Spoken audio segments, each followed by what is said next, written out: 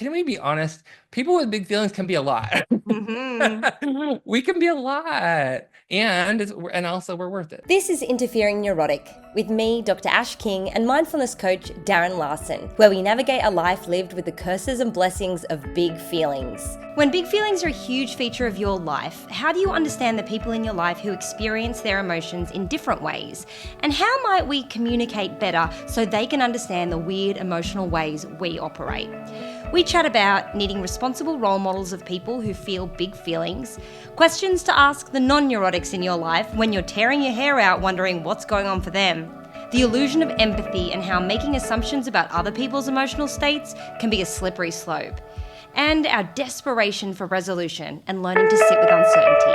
You're listening to Interfering Neurotic, and in our last episode, we were talking about this idea of being elegantly neurotic, this idea of understanding and accepting the fact that we are people that live with big feelings, but also confronting the challenge that sometimes it's difficult to communicate with other people Hmm. the richness of our internal emotional experiences. And it can really get in the way of our connections with others, right? And it can also get in the way of getting our needs met. Yeah, I've been thinking about what we talked about last time. One thing I do think we need more role models, and I'm just curious, do you have anybody that comes to mind who you think that feels their feelings strongly, but sort of keeps it together and has a grounded reputation? Or is there anybody that you know like that? It's a tricky question. I feel like not in the realm of contemporary pop culture. Like a lot of people that I know who do communicate sort of big feelings are writers Oh yeah. and maybe poets that have existed a while ago. I was like, just instantly when you said that, I was thinking about people like Sylvia Plath and Virginia Woolf and Anais Nin. And well, we know what happened with Virginia Woolf and Sylvia Plath. It Yeah. turns out that they didn't have a great amount of support or capacity to be with their feelings, but they had a very, very great capacity to communicate and explore them. Convey. Wow, Mm. wow. That's not what I was expecting, but such a great answer. And yeah, there's always that danger when you have these people like, oh yeah, but this story didn't end well. David Foster Wallace has that excellent talk he gave, and then oh boy, I don't know. So, and it does make me think about poets like David White or John O'Donohue who had big feelings, but then they used the craft of their writing and poetry to kind of ground it. So Mm. it seems like it's allowable there. Do you have an example of someone that you think embodies that big I emotional was person but has got it together? I was hoping you did. See, I I think this is a problem, right? That we can't It bring is a anyone problem. to No, it is a mind. problem. It is a problem. And I think because they exist and there's something about that formula that those people are not seeking a spotlight. They're just Mm. living in a way, I think. I don't think they're the kind of people who draw attention to themselves so much. And I do think the other side of that, we have lots of examples of the opposite. We have a lot of, it's easy. We could list a lot of people in our personal lives and in the pop culture that are known for the big dramatic side. So that is scary. It is an intimidating thing for people who don't have big feelings to navigate, or the workplace. The emotional people, they stand out at the workplace. Hmm. Hmm. Um, And this is so much about this conversation around sort of psychosocial safety at work and how we need to treat each other, the affordances we can allow each other to have, not recognizing that we all have different needs, and some of our needs are deeply linked to our emotional uh, cadences, our emotional experiences. Yeah. Well, and one thing I wonder is if people listening who have made it this far listening to us because it resonates, maybe you have people that, maybe you listeners have examples of people they use as a role model, someone who exemplifies these traits. But I do think for me, this topic of embracing a life with big feelings has to involve a willingness to work on it, has to be a project I'm committed to working on. I don't want to be a difficult person, and I want to take my emotional sensitivity and have that be sustainable and useful and build connections and not be creating a reputation where people are, walking on eggshells around me. Mm. Um, so yeah, so we talked a little bit last week about how, for me, part of that is there's the project of I have to have a relationship with myself. For me, that means nothing, woo woo or esoteric or new agey, but I think for me, being able to acknowledge when I feel feelings in my body and watch those congeal into stories or into narratives, or watch myself when I feel trapped or when I'm waiting for something to resolve that's not resolving. What do I do? Watching, taking some ownership for how I feel my feelings.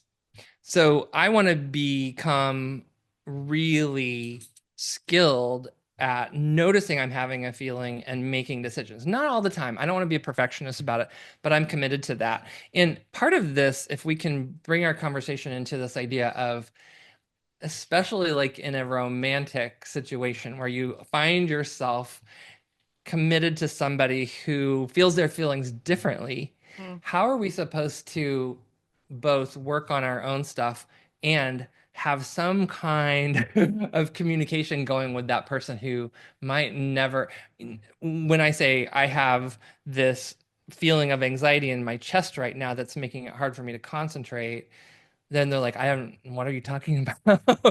I've never had that Mm-hmm. feeling. Mm-hmm. How do we kind of bridge some of that? So I don't know. I have this thing I've developed in my own marriage that I love sharing. When the audience is right, I think it can be a really interesting tool because I just sort of made it up. So this is not any kind of sanctioned by your a therapist or anything. So just take it with a grain of salt. But it has been a game changer in my relationship. I mentioned last week that I'm the one with big feelings, and my husband is the one who plays. It's hard to read, which I like about him, but makes it hard sometimes. So I came up with this thing after years of realizing he has a difficult time identifying feelings ever. And instead of being In impatient with himself that, or in you? himself, Okay. himself. So if I would, and it really feeds into both any kind of medical symptoms or emotional. It feels like it's the same challenge for him. Mm-hmm. That he has the emotional range of like, um, I'm I'm tired. Like if I ask a question, oh, I'm just tired. Frustrated and tired are his emotional vocabulary. Sorry, Mm-hmm. Matt. But I would say he's gotten much better over the years. But that's our baseline starting point, right? So when I decided to stop waiting for him to develop this spectrum of nuanced emotional vocabulary words, I came up with this idea that has a couple parts. One is to ask him two questions, and I say, "Are you willing to play this game with me? Are you willing to play along? I have this idea. Let's see if it works. I'm going to ask you two questions, and then my responsibility will be not to ask you to defend your responses or explain them in any way, whatever. It's my responsibility is to just, the way I frame this challenge. I'm feeling something because I'm having a hard time reading you. And it's starting to make me feel like there's some distance and I can't read you. And you don't seem to be willing to answer these questions because I feel like I'm not asking the right questions. So I'm going to ask you, and then I'm going to not try to change your answers or really even understand your answers. I'm just going to acknowledge. So there's the two questions are on a scale from 1 to 10. The first one, how would you rate your current level of discomfort? 1 to 10, 10 being highest.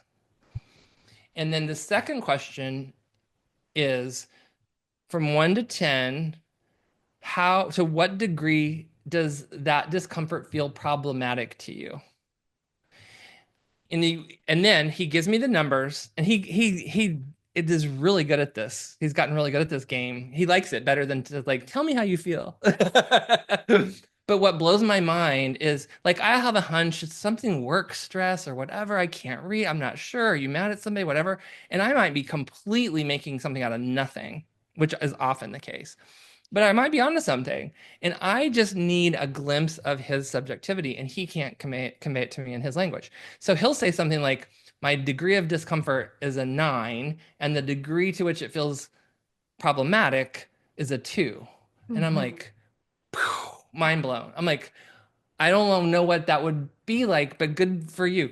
Like, how is in personally, I'm asking, I don't know what that would be like to be in a body and have a body and a mind for that scenario to be the case. But Yeah. I believe you that that's your subjective experience, and I'll get out of your hair. And I really have this strong commitment to not asking him to explain or defend um, or connect any dots for me. It's amazingly helpful for me to get this little bit of data to fill in what I'm trying, because it usually will click like, oh, okay, what I see is flat, but there's this complicated thing going on that would not be how I would be feeling, but it's how he's feeling, and I'm going to let him navigate that. I'm here to support if there's something I can do, Yeah. but I'm not going to try to talk you out of that those numbers.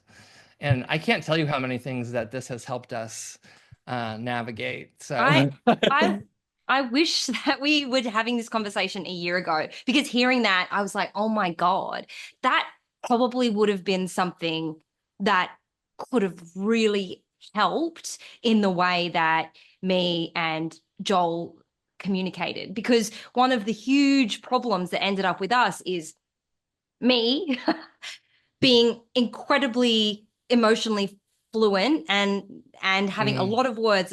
So I'm noticing that I'm feeling this sort of thing, and I recognize that my anxiety might be linked to this experience, and I know that I'm bringing some stuff up from my past here, and I'm probably projecting, but I'm noticing this from you, and I feel like when you're hunching and you're looking at uh-huh, me with those eyes. And he was just like, whoa. He even said to me once, he's like, I don't speak that language.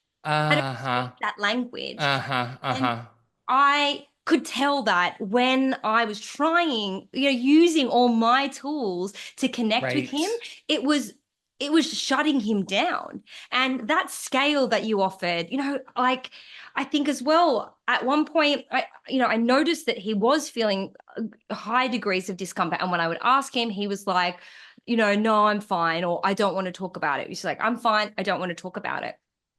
And eventually I stopped asking because he Uh-huh. was fine. He didn't want to talk about it.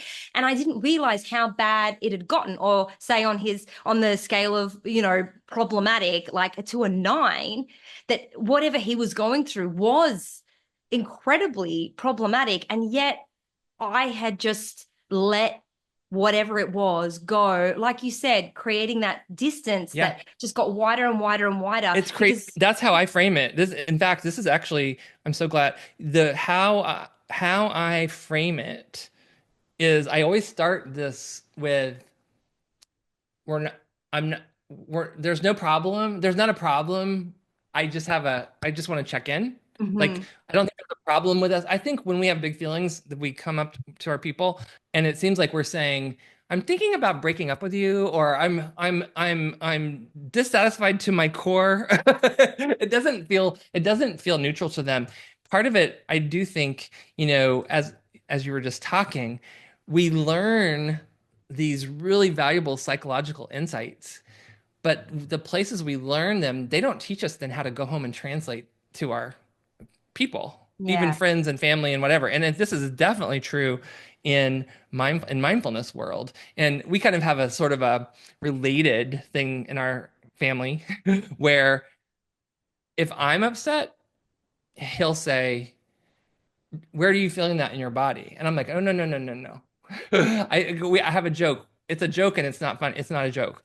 I was like, we're not using mindfulness as a weapon because there's a way of asking that question that Mm. he is sort of dodging something, and it's kind Yeah. of funny. And then we toss it off as a joke, but we Yeah. also say, oh, no, no, no, we're not gonna just because you know that I feel my feelings strongly in my body, you don't Yeah. get to try to coach me from your position. Does Oh, that make yes. sense? That's like when people are like, so how does that make you feel when they just go to that line Exact, too? Again, exactly. because they go, is this the route to deal with this or the way to inquire into this? And yeah, there feels like there's like a level of sarcasm to it at times too, even if it's like 80% authentic, but there's a little bit of a so But there is something important here, and I think, you know, actually critically important to say, I'm the only person who gets to decide if I'm going to investigate what I'm feeling in this way. I have a commitment to it, but that's my project. Hmm. This is my relationship that I'm having. This is my hobby Yeah. thing. Um, and it's fine if you sincerely want to talk about that, but you can hear that more of a joking thing. The other thing, he does know that I take my work very seriously. I would never ask people to get curious about their feelings if I was not willing to do it myself. So he knows that's true. So it's funny. It's like the idea, I can't tell you how relieved he is to know he's not in trouble, he hasn't accidentally done something, and that I'm acknowledging there's a part of your personality that I find hard to read. And I know it's not maybe really fair for me to have a glimpse into your psyche whenever I want one. Hmm. But once in a while, when I'm feeling distance, Hmm. this is a hard thing to have a conversation about. I'm feeling distance and Hmm. I'm contributing to that. You're doing something, I'm doing something, something's happening. The distance, and this is where I kind of feel like in our relationship, I'm aware of that distance first. Yeah. Yeah. And the cool thing about that distance, I'll say, is it can be terrifying the wider that distance is. And yet it can be really shocking how that distance can collapse with just a little bit of information. So if he says, and that it's interesting because it's not always a 9 and a 2. He might be having an experience, a difficulty. He might be having discomfort at a 4, Mm. and the problematic aspect is a 10. It probably depends on if it's a work related thing or Yeah. deadline pressure or whatever. It's not something I would, but getting that little bit of data and telling him, I'm going to respect, thank you so much for sharing that. I wouldn't say that formal language. Some convey that. Thanks. I got it. And then we both know, then for now, that's it. You don't have to defend it or unpack it anymore. But I feel closer because I have just a better read. I don't have to try. I don't mean to, but I'm trying to read something and I don't have any data. This little bit of data I find to be really helpful. And it sometimes leads to naturally to important conversations. It really calls to me that more is not always more, and sometimes less is more. And for some people, that is, the data collection is what the game is, speaking about this distance. And essentially, that distance that you speak about is the reason for the collapse of my marriage. This distance continued and this divide Hmm. got deeper and deeper.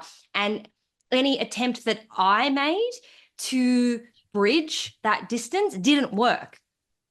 I Hmm. wrote poems and letters. I staged State of Uh-huh. the Union meetings and had activities. I sent Instagram posts and proposed books to read. These are all things that I enjoy and that make sense to me and that I Hmm. engage with. And this is a language that I feel adept in and have experience with over time. Hmm. I just figured that the more that I was Uh-huh. reaching and putting out there, the better the better my odds would be. And Uh-huh. what ended up happening was the more that I was doing these things, Uh-huh. the less I felt like that gap was being bridged. And that's where I became fairly undone because I felt like I had no other recourse to get to him. We corner ourselves with insights and knowledge and studies and perspectives and let's be honest, a tendency to sort of put therapy language and pathologize feelings and act like there's a solution to everything. Mm. It's this plight of big feelings. Where else should we go but to psychology and sociology and philosophy? And then yet that's just the beginning because then I've got to translate. I see this as huge because I rarely hear people, even mature psychologically, curious people talking about this idea of bridging a communication gap with someone who experiences their feelings. differently from you. So, Darren, you Yeah. explained a method of trying to get some sort of understanding or data from Yeah. your partner in regards to how he's feeling. How is it different for you to then communicate how you're feeling with him? I think this is where mindfulness has helped because if I'm then mining my own data, it sounds more clinical than it actually is. It's palpable for me, right? And sometimes I will say to him, okay, if we walk into a store and a salesperson comes up to help us, and when you immediately become best friends with the sales clerk, and I then now feel outside this weird triangle. I'm like, I thought we were shopping together, but now I'm joining a party where you and your best friend are hanging out, and I'm sort of a third party. And this has been a thing that happens a lot over the years. And it used to be like we would go home and process it for a long time. Thank God we've sort of unpacked it. But I part of what my contribution to that conversation is to let him know you're being friendly, you're performing civil, you're great, good job. I need you to know it's not your responsibility, but I'm feeling this. I'm feeling distance. I'm feeling embarrassment. I don't I don't decide to feel this, I just do. So it's fine that you're being really polite to this stranger, and I know that that is what's socially expected, and it's something that you lean heavily on. Just know if you lean into that so heavily, there's an emotional impact on me. I'm doing my best to manage it, but I'm not choosing it. It's just like little fireworks that go off. And for whatever reason, we haven't made a big deal in our marriage of like saying, "Oh, this is because my mom did this and your dad did this and who and such and such and such and such." It's more like, "Here's what I'm bringing to the table." When you're friendly to the Banana Republic sales clerk, I feel lost in the socks and shirts and trying to, and I feel like, and I know I'm creating this, but it's a really powerful delusion that I have that somehow now I'm on the outside of something. It's not your responsibility to babysit all my feelings. I do want you to know Mm. that the degree to which you engage in this way, when we just walked in as a unit together shopping, now I feel like I'm shopping by myself. I just need you to know that that's something I'm feeling strongly in my body. You may never feel that feeling in your body. I just need you to know that I do. So Mhm. I'm not mad at you. I'm now doing emotional homework that's invisible to you. And it Mm. makes me feel distance. And Mhm. I would prefer to feel close. So, we've had this in other, and we've been at this for long enough that we'll sometimes pre-game things where we have parties or these swim trips we take. And like, all I want to do is go in this as a couple and Mhm. present as a couple. Mhm. When suddenly there's this connection that you're forming, which is more performative, it's a really interesting dynamic because I want to have these heart to hearts with people, but I don't want to bond with the whole group. Anyway, it gets pretty nuanced from there. But I do want to say that there's something about this willingness for the emotional person because I am really committed to this. This also means like having an unresolved conflict where he could fall asleep and I'm like, well, I guess I'm gonna have to sit here and feel this because this is not gonna get resolved tonight, that kind of Yeah. thing, right? Yep. Yep. Yep. But I used to think that was a sign that there was something wrong. Now I see this as it's really liberating. Feels terrible at the time, but to be able to have something unresolved Mm. and then I'm going to get a good night's sleep and we'll pick this back up tomorrow. Yeah. I feel like this is such a better way. It's such a healthier way for me to be in my marriage than to act like we have to rush through and unpack it and analyze it and fix it before we go to sleep. Yeah, that's Um, a lot of a pressure as lot. well. Yeah. Yeah. I can really relate to that story. It's in my previous relationship that one of the things that kind of got us into a stalemate was my emotional response to his emotional state or Yep. my perception of his emotional state. So again, like that curse of the empath, I Yep. think that he always felt like he needed to manage his emotions so as not to disturb mine, because I could be like, well, I see you being an emotional at a Uh, 6, but I'm going to trump that with a 9. right. Watch how more emotional I can be. And I think that that's a real problem, and I've now recognized that that's my shit. Like, I have to deal with how I emotionally respond to other people's big or confusing or unclear emotions. Your exercise would have been really helpful for me in that I could have tried to get some clarity about where he was at, what he might have needed at that point, without then turning my feelings up to 11. But I wanted to ask as well, with this new dude that I'm seeing at the moment, and something that I've kind of clocked in some of our dates is that we have quite a good dynamic together and we seem to enjoy each other's time. But sometimes I feel like he doesn't feel very relaxed.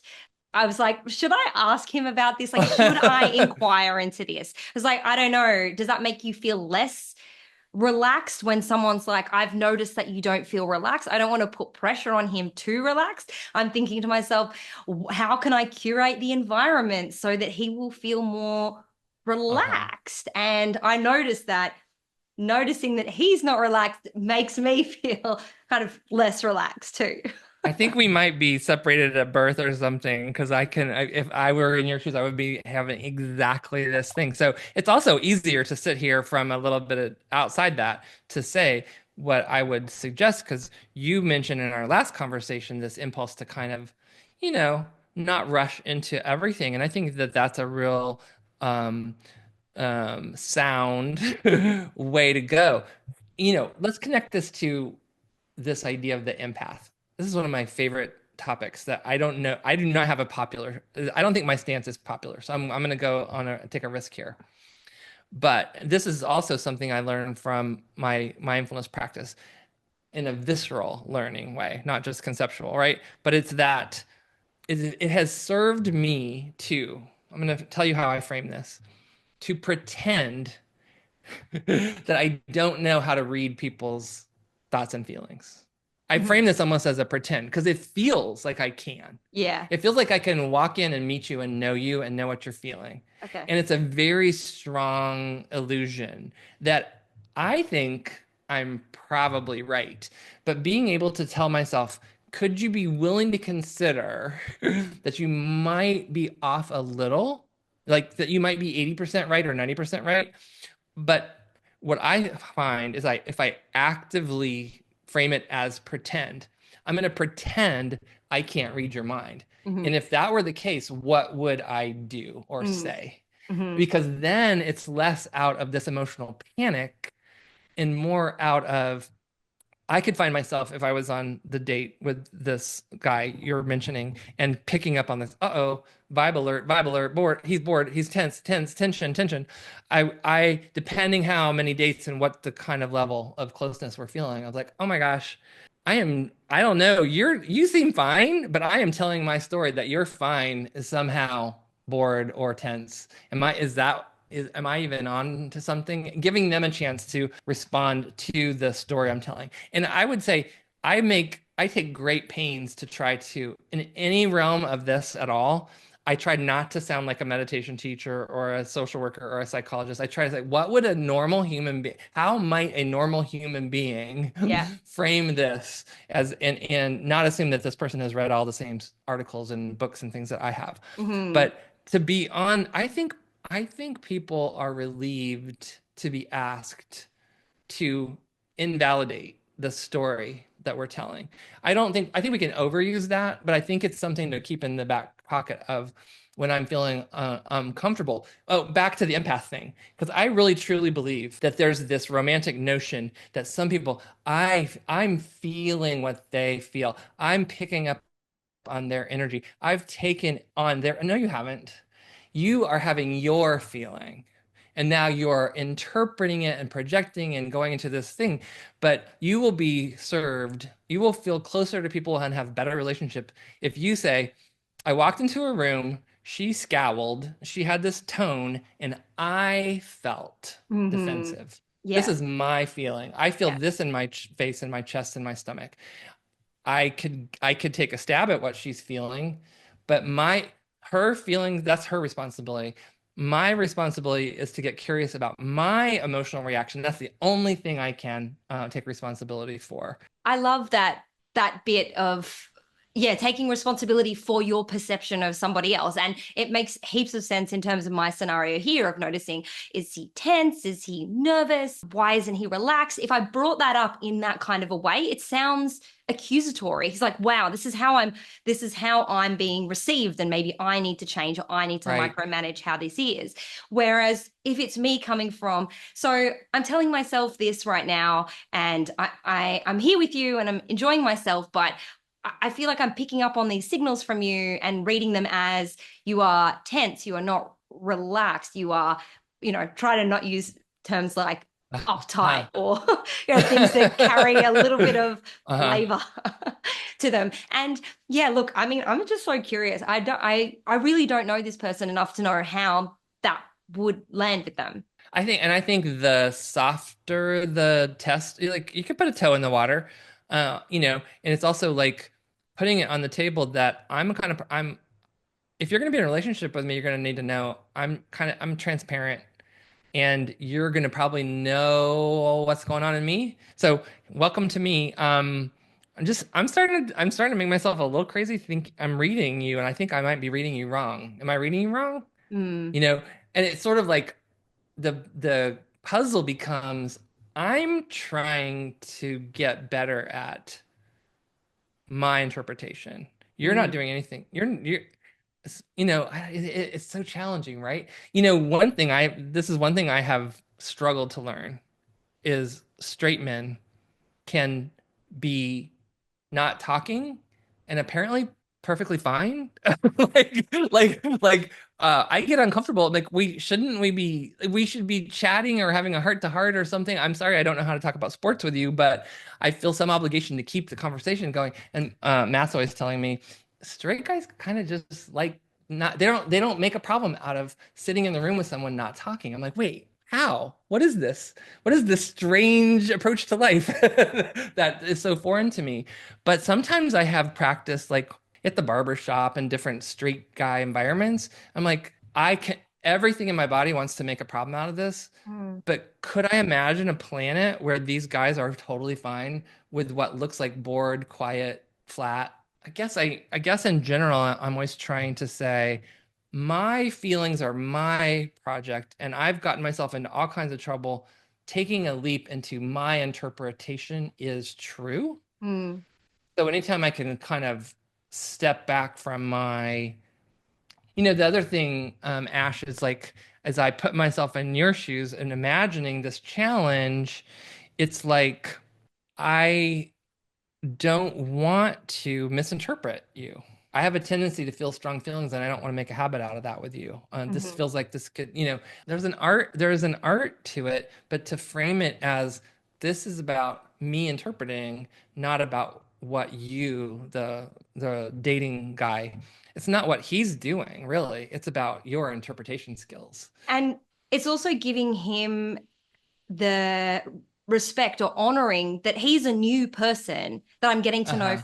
for the first time. And so it's unfair for me to go, oh, well, I'm going to take all of the other things that I've learned about all the other people that I've ever met across my own Uh-huh. life Uh-huh. who may have completely different stories and completely different ways of being to him, and going, I'm going to impose my analysis of their behavior and my relationships with them onto you to make sense of you. And I guess that's just what we do as human beings. Like we Yeah, use previous learning and knowledge and understanding to then go, well, this is what this means now. It's natural. It's how we learn. It's how we've evolved and how our minds have evolved.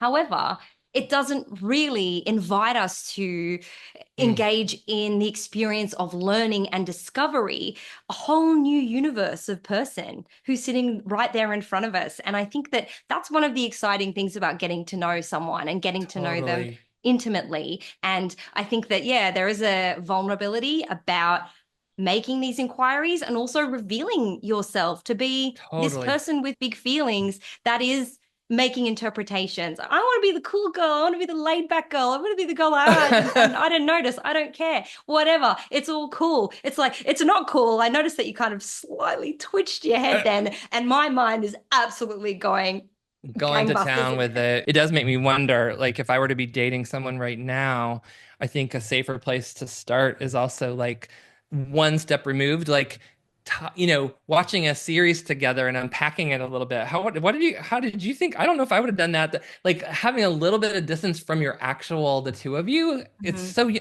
so, I was gonna say, if I were to try to determine how many misunderstandings did I have in my marriage? How many years of repeating the same misunderstanding before coming up with some tools? So Mhm. there has to be that. There has to be, this is a long game and it's skill, it's a skill, it's an art, it's intimacy. Maybe one thing I would tell people if this is resonating with anyone is sort of like that pressure to resolve. I think we talked about this a couple times ago. That can really be, we can catch ourselves. I'm escalating myself. It seems benign. It seems like I'm just good at reading people, Mhm. but I'm pressuring myself to figure this out right now. Mhm. And I could easily make a problem where there is not one. Mhm. So one thing I could do is just notice the tendency to push the accelerator or to push through to clarity or understanding. Part of how I frame mindfulness is I want to get really good at being uncertain, and I want to be really good at being confused, and I want to get really good at feeling unpleasant feelings so that I can catch myself and not dive into the same patterns in the past. But being realistic that any relationship, it's going to involve uncertainty, unpleasant emotions, confusion, leaning heavily on what we've used in the past. But I don't know. I'm a fan of if your intention is good and you're giving it your best shot, that if the two of you can find a way to communicate, it'll be fine. It's doable. The fact that two people can learn to communicate better across a different way of experiencing their emotion is doable. But it takes effort, it takes time, right? Don't you think? Yeah, and How experimentation and learning. how do you feel? I don't know if optimistic is yeah, there part of me is a little bit envious actually of your scenario because it's got all possibility, it's got some excitement, it's got some attraction, it's got some vulnerability. There's a lot to relish in that stew, right? So yeah, what do you think about that idea that the catching this impulse to plow ahead or rush forward or figure stuff out as if there's some kind of urgent timeline, I think can be a good thing to become conscious of and just slow it down just a little bit if we can. Just being conscious of the way that the discomfort feels for you when the resolution isn't there or isn't immediate or you can't force it. I think Yep. is part of the self-work, as opposed to this other person owes me an explanation, they owe me clarity, and I've definitely Right. been that person in my Yeah. relationships, and maybe that's some part of me that needs to evolve and become a little bit more curious and use a few more techniques. I think we're running out of time, but just because we spoke about some really amazing things, can you let us know those scales again? Like when you're having this Oh, conversation with someone who maybe doesn't have the big feelings like you have your big feelings, how you can get some sort of yep. clarity from them. So how I would tell people what's worked for me. So test this. Let me know how it works for you. I always frame it with this is an option. This is an optional game. I would really appreciate. I'm finding myself trying to read you right now. Would you be willing to play this little game with me? And I promise I'll stay out of your hair. That's how I frame it. Mm-hmm. And I ask on a scale from 1 to 10, are are you aware of discomfort? Do you feel uncomfortable? And if so, what would you rate it on a scale from 1 to 10, 10 being the strongest? The second data point I'm asking for is to what degree is that discomfort feel problematic to you? I think that word holds a lot because I think it gets you. We speak different language, but this word problematic, and that Mm-hmm. allows the person to say, I'm I'm uncomfortable because of workplace pressures and it's a 9, but I've been through this a million times and it's kind of a 3 as far as problematic. But all they really say is my numbers are 9 and 3. Yeah. And I go, and then your job is to say, okay, thank you for that information. Thanks, I appreciate that. And Mhm. then your work really begins as the feeling person to say, I'm not going to try to ask you to explain that or defend it or talk you out of it in any way or challenge it or say that that's not the right numbers you should be having. And then the real work for me as the feeler then is to let that person have their own emotional experience, Mhm. appreciate that they've given me the insight in their language, and I then am left to face this pressure to resolve or understand, or I have to live with my discomfort around uncertainty. Can I say one last thing? Because kind of tying back to something we've said the last couple episodes that's sitting in my mind, this idea of pushing towards resolution, almost like I find myself a pattern in my life is this bracing myself for what I fear might come next. And it's just like this pervasive thing, not just in relationships, but I can bring it to a lot of areas in my life, which if I can get really acquainted with, oh, there's that driven, goading, pressure pushing. Sometimes we really want resolution in the sense of the problem being solved, the Yeah. answer being revealed, the question being answered, right? But what about we take the term resolution in a different way and say, sometimes I don't get the resolution I'm aching for. And then could mindful awareness, whatever you want to call it, curiosity about your emotional felt sense in your body, the word resolution being, can I untangle some of these strands and feel what I feel and get intimately familiar with my own, with the way I experience emotion in my body.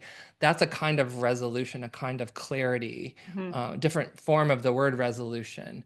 When I can't resolve it, can I heighten the resolution I'm experiencing with my own felt sense of emotion in my body and see what happens? I don't know. Does that resonate or does that make sense?